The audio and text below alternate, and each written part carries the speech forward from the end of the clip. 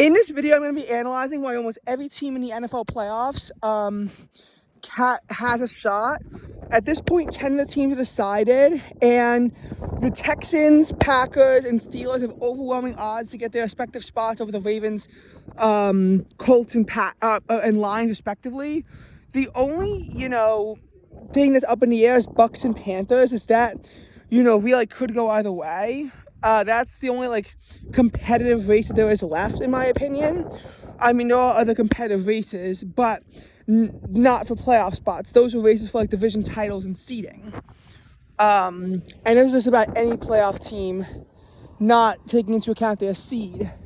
So, for the purposes of this video, I'm just going to be, analyzing these 15 teams and obviously noting that Panthers or Bucks, one of them has to miss.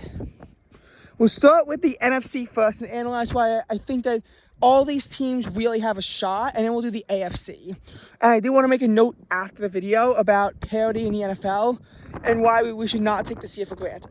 But first, the Seattle Seahawks. The Seahawks have Sam Darnold as quarterback. That's a limiting factor. As we saw last year, Darnold was very good in the regular season, but he choked when it mattered most, scoring only 9 points against the Los Angeles Rams in the playoffs. However, the Seahawks also have a good defense, and Mike Macdonald is a brilliant head coach. Led the Seahawks to a 10-7 record last year, couldn't make the playoffs, and now they're 12-3 and they're back to the playoffs for the first time in a few years. And there's a lot of talent on both sides of the ball. And especially if they get the 1 seed, I could really see the Seahawks going on a run. The Bears, Caleb Williams has always shown his potential to be a very good quarterback. And Ben Johnson just knows how to use him the right way in ways that Matt Eberflus couldn't. So while Eberflus failed because he was a bad coach, he also, the Bears are close to victory a lot of times in 2024, and he would choke the game away. Most infamously against the Lions, where he refused to call a timeout despite Williams getting sacked, and the Bears having a timeout left with only 30 seconds remaining. But now the Bears are squeaking away wins, but they're also having statement victories too. The Bears are actually playing convincingly well, and and with Caleb Williams, they could be, and Ben Johnson, they could actually be a good team for a while, because Caleb Williams, again, he was the first overall pick for a reason. And we see this a lot of time with first overall picks who appear to be busts. Same with Bryce Young. A lot of it depends on, can a coach utilize that talent the right way? So I really think that with Caleb Williams, as well as a lot of the other weapons like DJ Moore, oh my God, more flooding. But with DJ Moore also, is a very good wide receiver for the Bears. They have DeAndre Swift as well, and I forget the other Bears running backs. They have 2 good running backs at their disposal. The Bears are a quite complete team, even though their win over the Packers was mostly luck. The Eagles, they're defending champions, and even though they lost some of the pieces on their D-line, they're still, it's not as good as Seahawks 12-3 or the Bears 11-4. And yes, they've regressed from last year's record, but the Eagles are still 10-5 and they're back-to-back NFC East champions. And you see, the thing is, for the Eagles, is that they have Jalen Hurts, who isn't a great quarterback, admittedly, but they have a team that can make that not-so-great quarterback look very good, because they have A.J. Brown and Devontae Smith, probably the most lethal wide receiver punch in the NFL. Saquon Barkley is not who he was, but he's still a top 10 running back in the NFL in his down year. And that defense is just stacked with Quinion Mitchell, Cooper DeJean, Jalen Carter. So there's a lot of young talent on there as well. Not to also mention the fact that that the Eagles have a good D-line, even though they don't have a great O-line this year. My point is that they can still mostly cover up Jalen Hurts and his mediocrity. That's how good of a team that this Eagles is, and that is why I think the Eagles can go on a run. They're the defending champions too, and the team can step it up when it matters most. Which for the Seahawks and Bears, that's a limiting factor too. We don't know how they're going to do in the playoffs because most of these players and coaches have never been in the playoffs before. And in the case of Sam Darnold, not that, of course, he's a different team now, we know that he can't perform in the playoffs, at least as of right now. The Eagles, we know, can perform in the playoffs, not just based on 2024, but also when they almost won Super Bowl 57 back in 2022.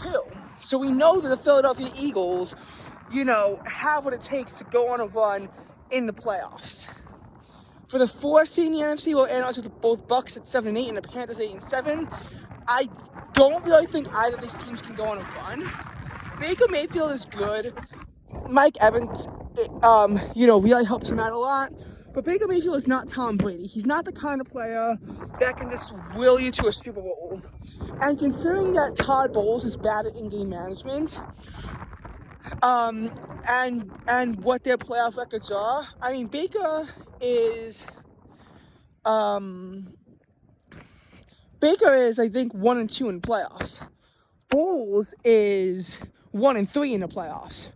Yes, they beat a collapsing Eagles team in 2023, but again, they beat a collapsing Eagles team. They beat an Eagles team that had lost 5 out of their last 6, including getting blown out by the Giants and losing at home to the Arizona Cardinals. When they had to play the Lions, it was close, but they lost, and Baker Mayfield did 2 interceptions. When they, played the Commanders last year, it was close, but they lost, and Baker Mayfield fumbled the ball. When they played the, Cowboys in 2022, Baker also played poorly, and they lost. So Baker Mayfield is, and it's not that he's necessarily this bad quarterback. I just feel like he's just so overrated by a ton of analysts. And that makes it hard for me to take the Buccaneers seriously, unfortunately. I just feel like they're overall not that great of a team. Anyway, oh God, there's still this much left. Time is it even? Oh, yikes. Okay, anyway, next up, we have the Panthers. The Panthers are the opposite because they're like a lot of other teams that were formerly bad teams that are now having a resurgence. So this is the 3rd year of Bryce Young, who went 2-15 his first year, but got Frank Reich fired. 5-12 under Dave Canales. He actually got benched in week 3 for Andy Dalton, but eventually, looked good again, and looked good again. But now Bryce Young has more weapons on his team, even though he doesn't have that many. Bryce Young, though, has led them to an 8-7 record, and he's known for coming back against plenty of teams. He's led a lot of game-winning drives, too. He did so against the Rams. He did so against the Buccaneers last week. I think he had a game-winning drive against the Cowboys, too. And, yeah, the Cowboys are not a good team. Plenty of teams have game-winning drives against them. But he was able to do it against the Rams, too, which everyone thought was the best team in the NFL. The Panthers are actually a team that you almost have to take seriously now. But do I think the Panthers can go on a run? I think the Panthers are the kind of sneaky team that could pull off a Cinderella. But overall, I'm not going to go out and say the Panthers are this team that is this really good team at football. I think the Panthers can do well, but I'm not necessarily saying that they're going to do well. So I guess we'll see what happens. I feel like the Panthers are a team that in a weird way could go all the way to the Super Bowl, but they are also this team that could very well lose in the wild card round. And of course, them making the playoffs isn't a guarantee because they have 2 tough games ahead. They got to play the Seattle Seahawks, and then they have to go on the road and play the Buccaneers. And again, it's not like these other teams. Like, I'm not analyzing the Ravens, Colts, or Lions because their playoff odds are probably under 5%. This is a 50-50 race. The Buccaneers still have a chance. The Panthers have a very real chance too.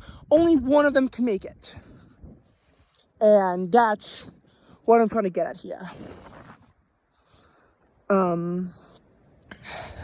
So, yeah.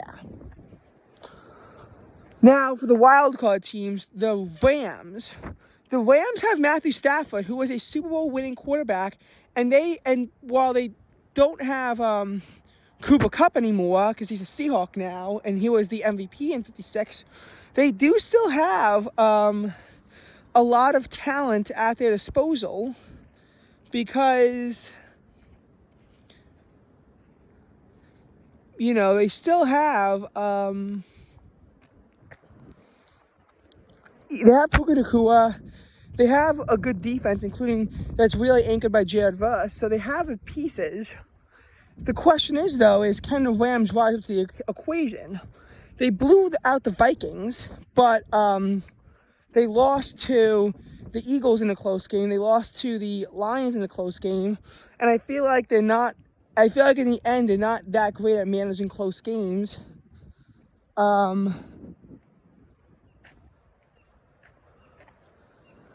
And I also feel like the Rams, were able to go on a run. At the end of the day, they were able to go on a run.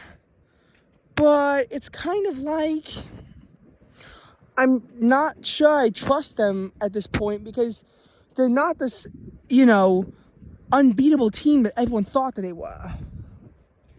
Like, they've slipped up. And I feel like the Rams can always be competitive in the playoffs, but I'm not always sure they can win in the playoffs. We know Sean McVay can do it. He's won a Super Bowl before, and he took him 53 as well. The Rams can absolutely make a run. I'm just not saying they're going to. They have some holes. They make a lot of mistakes, is my point. All right. 49ers, they lost a lot of pieces from their run to Super Bowl 58. And Brock Purdy is just this up-and-down quarterback. They're not really a super team anymore, but I feel like the 49ers still have the pieces required to go on a run. And they're in control of the destiny for the 1 seed still. If they win out, they'll be the 1 seed. But the Panthers are not a gimme game anymore. And then they got to play the Seattle Seahawks. So it's going to be tough. But the Niners, I think, are a team that could absolutely compete with anyone. Packers, Jordan Love is 1-2 in the playoffs. And he had that great game against the Cowboys. But against the 49ers, he threw 2 interceptions. Against the Eagles, he threw 3 interceptions. I feel like Jordan Love is good, and Matt LaFleur are both good against bad teams, but they've struggled against good teams before. LaFleur has never made it past the NFC Championship game, even with Rodgers. Now they have Jordan Love, who's a clear downgrade. Packers are this great team when they're all on their A game, and of course Jordan Love is injured, so who knows if they're going to be stuck with Malik Willis. But I feel like the Packers are also this team that can be very mistake prone, like the Rams, but even worse. So I'm not really sure that the Packers can go on a run, but they are still a good team, so maybe they can. All right, AFC. The 1 seed right now is the I think it's still Broncos via tiebreaker. The Broncos, Bo Nix has led a plentiful amount of fourth quarter comebacks. He beat the defending Super Bowl champion Eagles when they were down 17-3 in the fourth quarter. And they have faced a 19-0 deficit against the Giants as well, even though the Giants are not a good team. They also have Courtland Sutton as their wide receiver. They also, I think, had the Defensive Player of the Year last year. Sean Payton, who is a Super Bowl winning coach too, albeit with Drew Brees, has led this team to a plentiful amount of success. He really turned them around from them being this dumpster fire of a team. They were bad at the start of his tenure, but he really began to turn them around and changed the culture in Denver. And Bo Nix was able to make the playoffs last year as a rookie at 10-7. Of course, he got blown out by the Bills in the wild card round. But I feel like the Broncos this year are retooled, but I'm still not sure they can make a run. Patriots, I also have questions. Vrabel has never won a Super Bowl as a head coach, and he's been declining in Tennessee. The Patriots are 12-3, but May was 4-13 last year. He is still only in his second year. More importantly, though, the Patriots have played a very easy schedule this year. Like, the Broncos have actually played against some tough teams. Although the Chargers went out. They're the AFC West team. But the Patriots, I feel like they played a very weak schedule. They've played a very weak schedule before. I mean, they lost to the Raiders, too. And there's some, crap teams that the Patriots have played very close. So I'm not so sure that the Patriots can really, just be this, great team. They definitely have holes.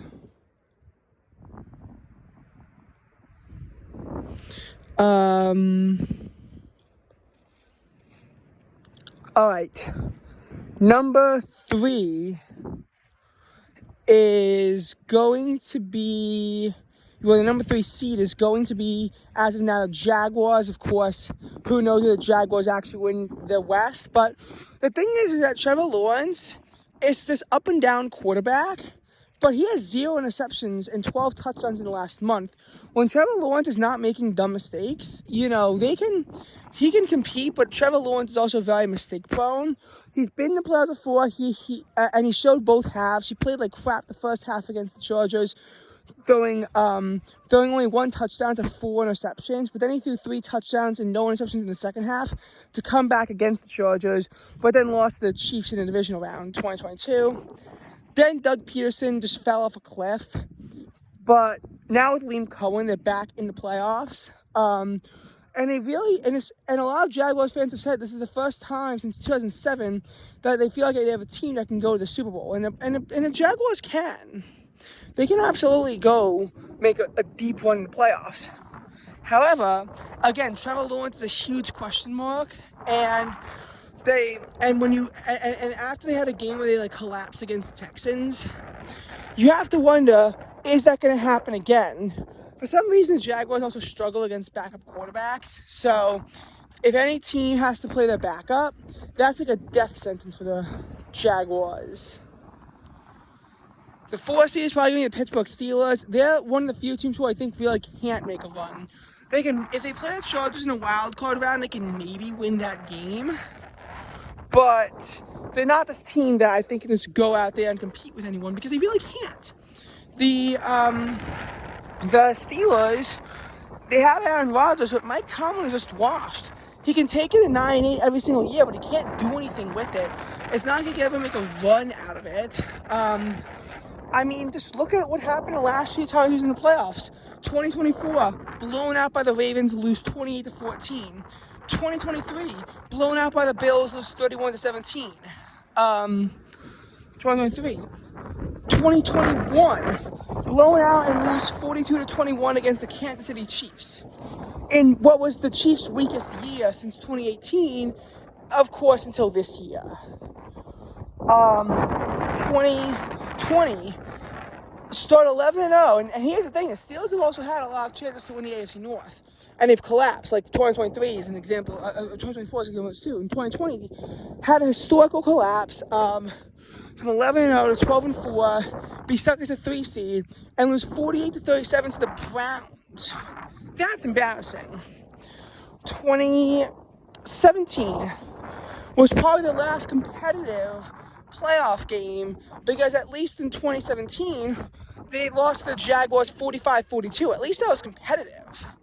But they have not won a playoff game since 2016. The Steelers are this team where, and they have had inconsistent quarterback play too. They're just this team that I think is full of meddling mediocrity. Of course, the 5 seed right now, I think, is actually, is it the Bills or the Chargers? I'll just say the Chargers.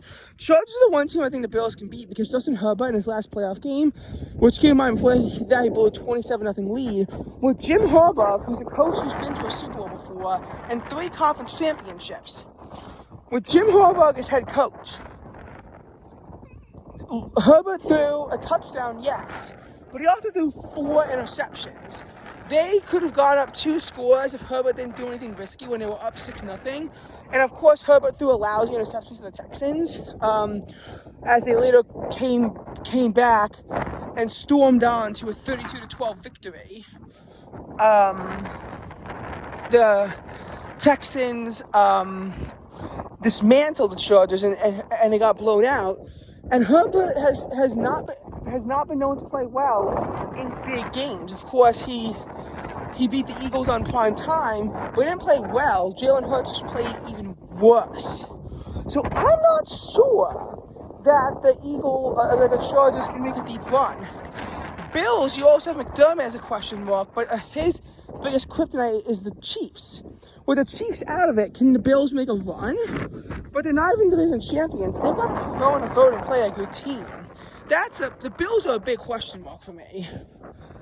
And then finally, the 7th seed is likely going to be the Texans. They have a stacked defense, but C.J. Stroud has not been playing up to par.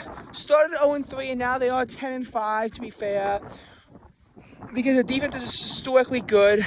But I'm not sure if a defense alone can carry you in the playoffs. But I do feel like most of these teams that are in the playoffs can make a run out of it. Not all of them, but most.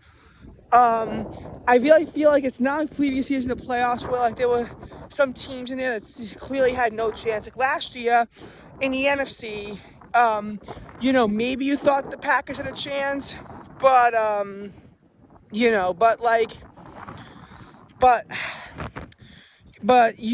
really thought the Commanders had a chance. It's actually impressive that they made it as far as they did. And then they got blown out 55-23 by the Eagles in the conference championship.